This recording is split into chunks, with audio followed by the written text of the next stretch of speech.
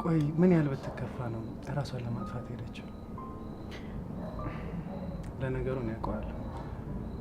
ሁሉም ሰው ካልደረሰበት ምንም አይልም። አዎ እንደዛ ነው። ግን የእውነት ልታጠፋ አልነበረም። በቃ ያው ድራማ ሰርተን ነው። እኔ ድርሰቱን ጻፍኩት፣ እሷ ደግሞ ምርጥ አድርጋ ተወነችው። እንዴት ነው ብጽፍ ያዋጣኛል እንዴ? አዎ በነካችሽ እኔንም ህይወት ውብ አድርገሽ ጻፊልኝ። ግን ቆይ ለምንድን ነው ድራማ መስራት ያስፈለገው? ለምን መሰለህ? ታሪኩ በጣም ረጅም ነው። ብቻ በቃ የተጣሉ ጀማሪ ፍቅረኛሞች ናቸው። በማይሆን ነገር ተጣልተው የሚታረቁበት መንገድ ያጡ መሰለኝ። አይ ጎበዝ አስታራቂ ነሽ። እንዳንቺ አይነት ሰው በህይወቷ ስላለ ልታመሰግን ይገባል። ቢያንስ ህመሟን፣ ጭንቀቷን ትጋራታለሽ። አዎ ያው ሰሞኑን እናቱም እዚህ ቤት እያደረ ስላልሆነ እሷ ሙሉ ለሙሉ የኔ ኃላፊነት ነች። ያው እናቱም ስራ ስለበዛበት ነው እንጂ እስካሁን ሳይታረቁ አይቆዩም ነበር። እኔም ያው ይሄን ድራማ መስራት አይጠበቅብኝም ነበር። እናቱ እህቱን እስከ ሞት ድረስ በጣም ነው የሚወዳት። በእሷ ከመጡበት በምንም አይነት ነገር ድርድር አያውቅም።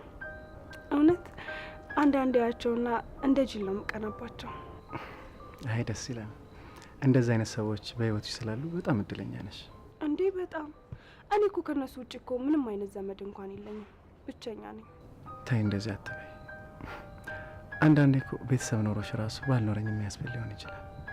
ስለዚህ ዙሪያሽን እያየሽ ከዚህ የባሰ እንዳይመጣ ፈጣሪሽን አመስግኝ። እሺ? አዎ እሱ ነው የሚሻለው።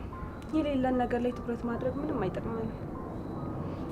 ጭንቀቱ ቀላል እያለሽ ነው ወይስ? የነዚህ መታረቅ አረጋጋኝ እንጂ አሁንም እንደዛው እንደጨነቀኝ ነው። ራሴን በጣም እየወቀስኩት ነው ያለሁት። ተይ እንደዚህ አትበይ። ሆን ብለሽ እኮ አይደለም። ሰው አይደለሽ እንደዚህ ነገር ያጋጥማል። ይሁን ባትልስ ምን አማራጭ አለኝና ነው። ግን በጣም ተወጃታለሽ ማለት ነው እንዴ? በጣም ሂዊ እኮ በጣም ጥሩ ልጅ ነች። አይዞሽ፣ አንቺ አትጨነቂ። ፈጣሪ ያለ እናገኛታለን። እሺ? እውነት በጣም ነው የማመሰግነው። እሺ? ማለት ለምን? እኔ ሰው አመሰግናለሁ ካለኝ ያራቀኝ ነው የሚመስል። እሺ በቃ ይቅርታ፣ ሁለተኛ እንደዚህ አይደለም።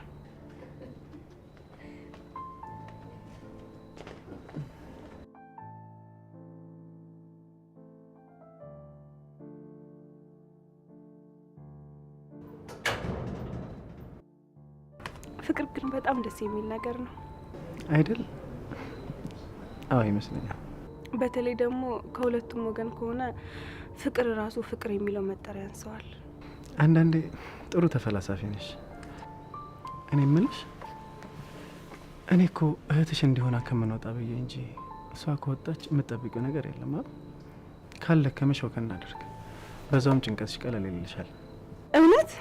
በቃ እንደዛ ከሆነማ ልብስ ደርቤ ልምጣ። ትንሽ ጠብቀኝ። እሺ በቃ በር ላይ እጠብቅሻለሁ። አንቺ ለብሰሽ። እሺ